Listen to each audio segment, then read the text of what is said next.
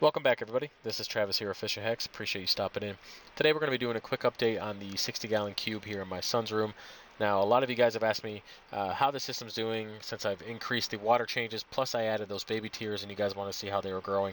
Now, I know that my channel is primarily saltwater, but there are several of you who actually enjoy the freshwater side of my channel, which is very few videos, but I do post them every once in a while, so if you guys want to see more of freshwater, let me know. I have no problem doing another mini-series or adding more videos regarding freshwater, but let me know in the comment section below. Okay, for those of you who haven't seen this system before, let me give you a quick overview before we get into the update. Now, it is a 2 foot by 2 foot by 2 foot half-inch acrylic tank that I had custom made a long time ago, and then finally turned it into a freshwater system. Now, it is all based off the Wallstead method, which is a natural substrate, potting mix, Miracle Grow kind of thing, with a inch and a half cap of gravel. You can check out the playlist, the 60-gallon cube playlist here on my channel, which shows you how I built the system and pretty much started it from scratch.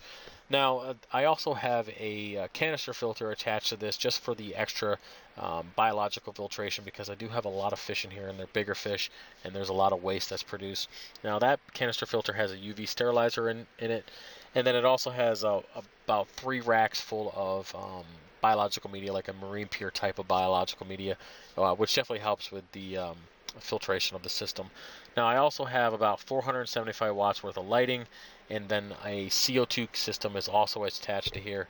And between the two of those, I really get some great growth out of this tank. Now, as I mentioned, I added Dwarf baby tiers to the front of the system about 3.5 weeks ago, and I really will say that the Dwarf baby tiers didn't do well in the beginning. They kind of turned dark green due to the algae and the excess nutrients. And once they started, I guess, adapting to the system, they really took off over the last couple weeks and started filling out and carpeting. But I will say they're not as bright as I would like them to be, and they're not as bright as they have been in previous systems. And I really think it has to do with the nutrient issues that I've been having with the system. Now, I have a lot going on in here, and I really think it has to do with the substrate. Now, if any of you guys have ever had a natural substrate based off the Wallstead method, it just takes time for the substrate to stop leaching into the water column. Regardless of how much you rinse it and stuff like that, there's always like pieces of wood and stuff that are breaking down in there. And it just takes time for the substrate to pretty much mature and stop leaching into the tank.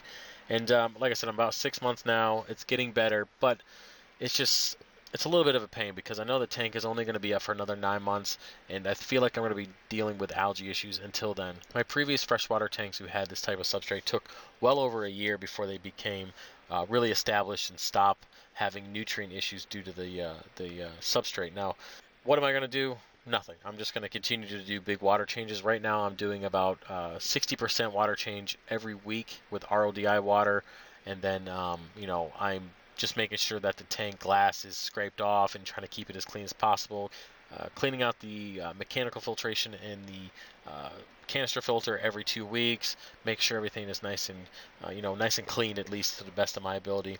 Now, I have a lot of CO2 coming in this system, and I have to have a lot of CO2 because I feel like if I can keep the plants growing fast, I will be able to cut back on some of those nutrients, which is happening.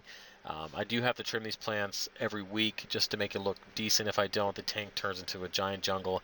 And I mean, I like that look, but then it starts looking kind of too full, if that makes any sense, and you really can't even see the fish. Now, overall, guys, I'm really happy with the system. I'm glad that it's still running. I've been tempted to tear it down and turn it into an enemy tank several times, but I have the frag system going on right now.